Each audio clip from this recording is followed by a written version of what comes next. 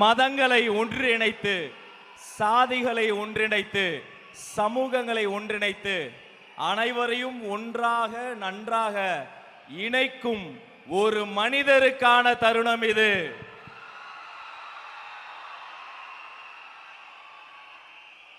இந்த இடத்தில் கடல் இல்லை என்றார்கள். தமிழ்நாடு முழுக்க ஒரு கடல், மக்கள் கடல், ஒரு அலை. அது தலைவரின் தளபதியின் அன்பு அலை.